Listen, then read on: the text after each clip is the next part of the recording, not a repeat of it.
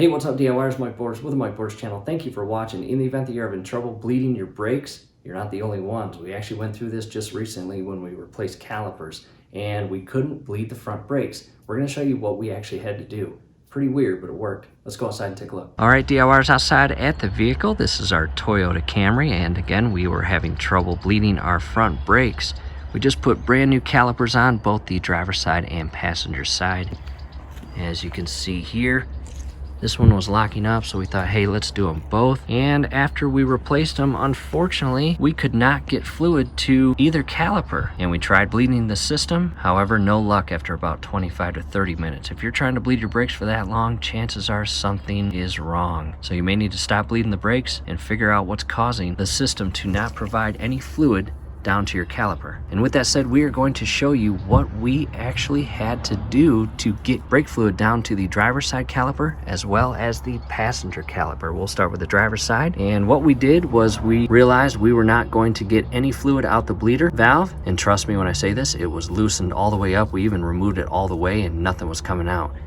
On the bottom side where you've got the connection point for the rubber hose that feeds brake fluid into the caliper, it is an 11mm bolt. We removed this and let it hang and patiently just waited to see if any fluid would come down the line and out of that connection point. And unfortunately, after about 30 minutes, there was not a single drop of brake fluid that came out of there. And at that point, we realized something big was going on, so we had to figure it out. So what we did was we followed the rubber line to the back side of the strut, and it comes up to the connection point where it feeds into your hard brake line, and then it makes its way through the wall and inside your engine compartment. And coming up here is our master brake cylinder. It's got the reservoir, and inside here is all of our brake fluid. Make sure yours is topped off within the fill parameters. It's got a low and max line. Again, you want to make sure it's all the way at the top portion of the max line and topped off. And on top of the master cylinder, you've got one connection point, and right there is an additional one. And this is where it kind of got weird, DIYers. What we did was we grabbed a 10mm wrench and we carefully broke that bolt loose. However, not to a point where fluid was leaking out. We just broke it loose and unscrewed it 2 to 3 times. And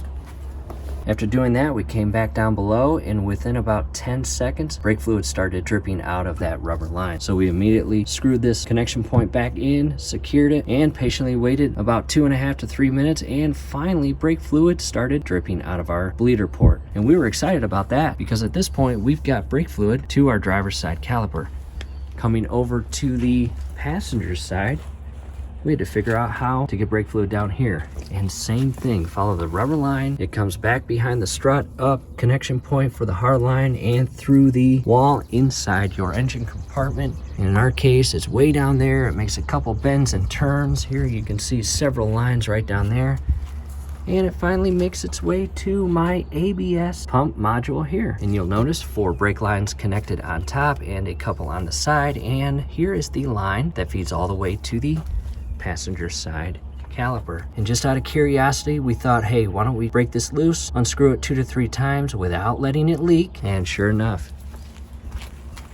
we went down, we unscrewed this connection point. Again, rubber line feeds into the caliper and feeds the caliper with brake fluid. And this one happened immediately. Within about 5 seconds, it started dripping out of that connection. We re-secured it, opened up the bleeder, and after about 1.5 minutes, fluid then started coming out of the bleeder. So we were pretty excited about that. Now it's time to bleed our brakes. And we did the buddy system. We had one person inside the vehicle pumping on the brakes as the other person was down here, opening up the bleeder valve and closing it. And we have got brakes. We've got a very hard pedal. We have already taken it for a test drive and brought it back, put it back on jack stands to make this video for you. Hopefully this helps. And what we will do for your convenience, we have several videos down below in the comment section as well as the description section that talk about common causes that lead to a vehicle's brakes not being able to bleed. So definitely check those out. You may find them helpful. From here, do us a favor, below the video, you will see that thumbs up icon. Click on that, like the video, subscribe to the channel. Definitely ring your YouTube bell. That would be very helpful to us. We would really appreciate it. Thanks again for watching.